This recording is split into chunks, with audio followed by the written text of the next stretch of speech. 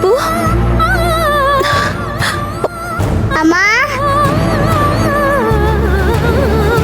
ಅಮ್ಮ ಪಾಪು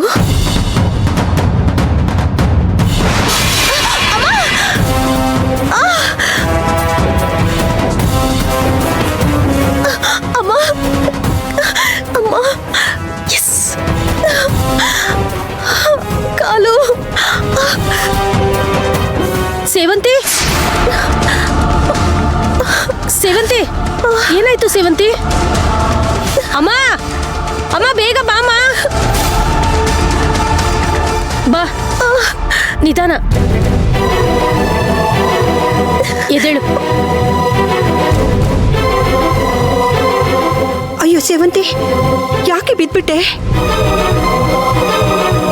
ನೋಡ್ಕೊಂಡು ಬರೋದಲ್ವಾ ದೀಪ ಅಷ್ಟೇ ನಿಂತ ಬಂದೋಳು ಬಿದ್ಬಿಟ್ಟಿದ್ಯಲ್ಲೇ ಮುಸಂಜೆ ಹೊತ್ತಲ್ಲಿ ಹೆಣ್ಮಕ್ಳು ಬೀಳ್ಬಾರ್ದು ಕಡೆ. ಇಲ್ಲ ಅಜ್ಜಿ, ನಾನು ದೀಪ ಇಡೋಣ ಅಂತಾನೆ ಬಂದೆ, ಆದ್ರೆ ಸಡನ್ ಆಗಿ ಮಗು ಅಳೋ ಸದ್ದು ಕೇಳಿಸ್ತು, ಅದಕ್ಕೆ ಓಡ್ ಬಂದೆ. ಯಾವ ಮಗುನೇ? ನನ್ಗೇನು ಕೇಳಿಸ್ಲೇ ಇಲ್ಲ, ನೀನು ಮಾತ್ರ ಕೇಳಿಸ್ತಾ? ನನಗೆ ಕೇಳಿಸ್ತು ಚಿಕ್ಕಿ. ಅಲ್ವೇ, ನನ್ ಕಿವಿ ಚಿನ್ನದು ನಿನ್ ಕಿವಿ ಇತ್ತಾಳೆದ? ನಿನಗೆ ಕೇಳಿಸ್ತು ಅಂದ್ಮೇಲೆ ನನಗೂ ಮಗು ಅಳಸದ್ದು ಕೇಳಿಸ್ಬೇಕಲ್ವಾ? ಇಲ್ಲ ಚಿಕ್ಕಿ, ನನಗೆ ಮಗು ಅಳೋದು ಕೇಳಿಸ್ತು, ಅದಕ್ಕೆ ನಾನು ನೀರಿರೋದನ್ನ ಗಮನಿಸ್ಲಿಲ್ಲ, ನೋಡ್ದೆ ಬಿದ್ಬಿಟ್ಟೆ. ಮಗು ಜೋರಾಗಿ ಅಮ್ಮ ಅಮ್ಮ ಅಂತ ಅಳ್ತಾ ಇತ್ತು. ಮಗು ಮಗು ಮಗು ಏನಾಗಿದೆ ನಿನ್ಗೆ? ಸಾಕ್ ನಿಲ್ಸು.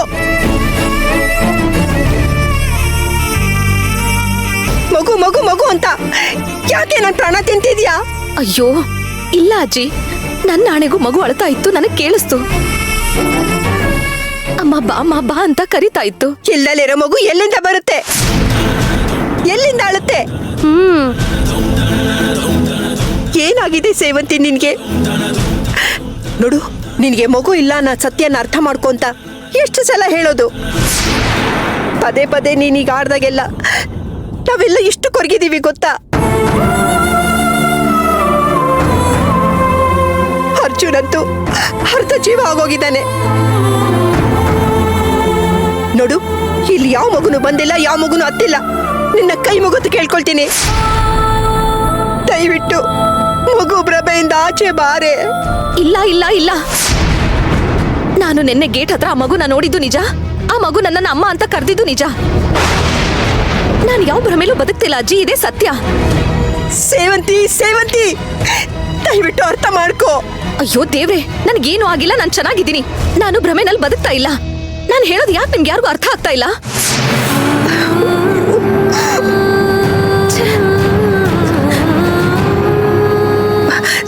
ಸೇವಂತಿ, ಯಾರು ನನ್ನ ಹಿಂದೆ ಬರಬೇಡಿ ಅಜ್ಜಿ.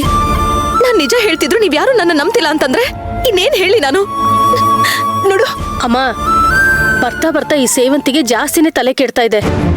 ಈ ರೀತಿ ಬೀದಿಲಿ ಉಚ್ಚಾಟ ಆಡ್ಕೊಂಡು ಕೂಗಾಡ್ತಿದ್ರೆ ಅಕ್ಕಪಕ್ಕದವರೆಲ್ಲ ಸೇರ್ಕೊಂಡು ಕಂಪ್ಲೇಂಟ್ ಕೊಡ್ತಾರಷ್ಟೇ.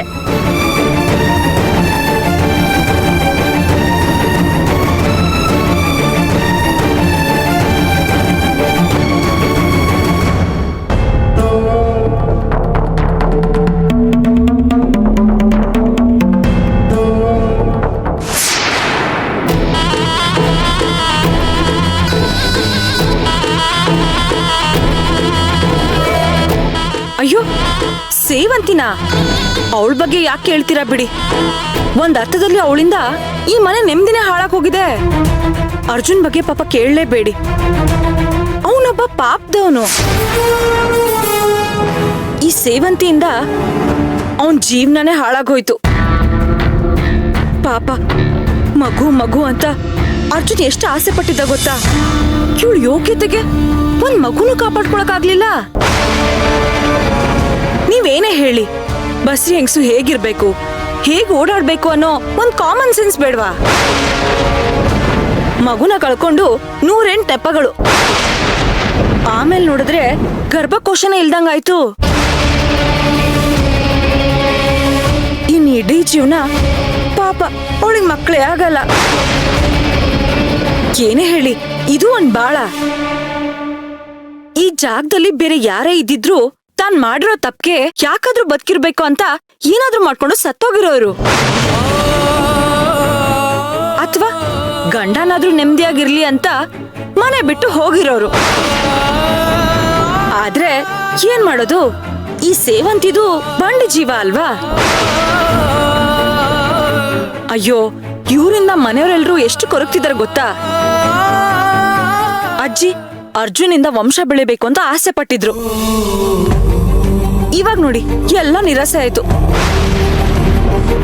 ಅದಕ್ಕೆಲ್ಲ ಸೇವಂತಿನೇ ಕಾರಣ ಆದಾಗ ಆಗ್ಲಿಲ್ವಾ. ಎಲ್ರೂ ನೆಮ್ಮದಿ ಕೆಡ್ಸಿ ಅವಳು ಮಾತ್ರ ಆರಾಮಾಗಿದ್ದಾಳೆ. ನೀವೇನೇ ಹೇಳಿ, ಪಾಪ ಅರ್ಜುನ್, ಈ ಸೇವಂತಿಯಿಂದ ಅವನ್ ಜೀವನನೇ ನರಕ ಆಗಿದೆ. ಏನೋ ನನ್ನಿಂದ ಅರ್ಜುನ್ ಸರ್ ಜೀವನ ಹಾಳಾಗ್ತಾ ಇದ್ಯಾ? ಅವನ್ ನೋಡಿದ್ರೆ ಯಾವಾಗ ನೋಡಿದ್ರು ಪ್ರೀತಿ ಪ್ರೀತಿ ಅಂತ ಸಾಯ್ತಾ ಇರ್ತಾನೆ. ಆದ್ರೆ ಈ ಸೇವಂತಿ ಅವನ್ ಪ್ರೀತಿ ಏನ್ ಕೊಟ್ಲು ಹೇಳಿ? ಬರೀ ನೋವು ನಿರಾಸೆ ಅಷ್ಟೇ. ಅದು ಬಿಟ್ಟು ಅವನ್ಗೆ ಸುಖ ಸಂತೋಷ ನೆಮ್ಮದಿ ಇದ್ಯಾವ್ದು ಕೊಡೋ ಯೋಗ್ಯತೆ ಆ ಸೇವಂತಿಗಿಲ್ಲ.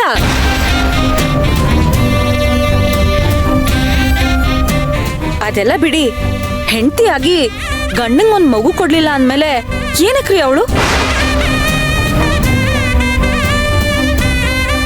ಏನಂದ್ರಿ ಅವಳು ಸತ್ತೋದ್ರೆ ಕಡೆ ಪಕ್ಷ ಅರ್ಜುನ್ ಅವಳನ್ನ ಮರ್ತು ಇನ್ನೊಂದ್ ಮದ್ವೆ ಆಗ್ತಿದ್ದ, ಆಗ್ಲಾದ್ರೂ ಅವನ್ ಜೀವನ ಸರಿ ಹೋಗ್ತಿತ್ತು ಅಂತ ಹೇಳ್ತಾ ಇದ್ದೀರಾ? ಇದ್ರೂ ಇರ್ಬೋದು ಬಿಡಿ. ಆದ್ರೆ ಈ ಸೇವಂತಿ ಇರೋವರೆಗೂ ಅವನ್ಗ ಯೋಚನೆನೇ ಬರಲ್ವಲ್ಲ. ಯಾಕಂದ್ರೆ ಅವನು ಅವನ್ ಹೆಂಡತಿನ ತುಂಬಾ ಪ್ರೀತಿಸ್ತಾ ಇದ್ದಾನೆ.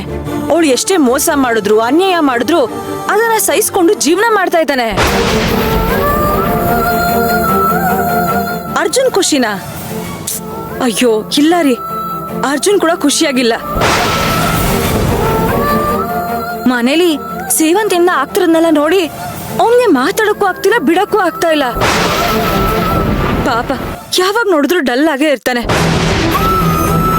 ಅವನ್ಗೂ ಇದನ್ನೆಲ್ಲ ನೋಡಿ ನೋಡಿ ಸಾಕಾಗ್ ಹೋಗಿದೆ ಅಂತ ಅನ್ಸುತ್ತೆ. ಏನೋ ಮಾತಾಡಿದ್ರೆ ಅವಳಿಗೆ ಬೇಜಾರಾಗುತ್ತೆ ಅಂತ ಸುಮ್ನೆನೆ ಇರ್ತಾನೆ. ಯಾವ ಗಂಡ ಆದ್ರೂ ಅಷ್ಟೇ, ಬರೀ ನೋವನ್ನೇ ತಿನ್ಬೇಕು ಅಂದ್ರೆ ಯಾರಿಗ್ ತಾನೇ ಆಗುತ್ತೆ ಹೇಳಿ? ಇವಳನ್ನ ಕಟ್ಕೊಂಡಾಗಿಂದ ಪಾಪ ಅವನ್ ಯಾವ ಖುಷಿನೂ ಕಂಡೇ ಇಲ್ಲ. ಬರೀ ಇವಳು ಸೇವೆ ಮಾಡೋದು, ಇವಳು ಆರೈಕೆ ಮಾಡೋದು ಇದೇ ಆಗೋಗಿದೆ. ಮೂರ್ ದಿನಕ್ಕೂ ಈ ಮಗು ವಿಚಾರಕ್ಕೆ ತಲೆ ಕೆಡುತ್ತೆ ಅವಳಿಗೆ. ಅವಳನ್ನ ಹಾಸ್ಪಿಟಲ್ ಕರ್ಕೊಂಡು ಹೋಗೋದು, ಸಮಾಧಾನ ಮಾಡೋದು ಬರೀ ಇದೇ ಆಗೋಗಿದೆ. ಇದ್ರ ಬದಲು ಅವಳು ಸತ್ತಾದ್ರೂ ಹೋಗಿದ್ರೆ 3 ದಿನ ಹತ್ತು ಆಮೇಲೆ ಅದನ್ನ ಮರ್ತೋಗ್ತಾ ಇದ್ದ.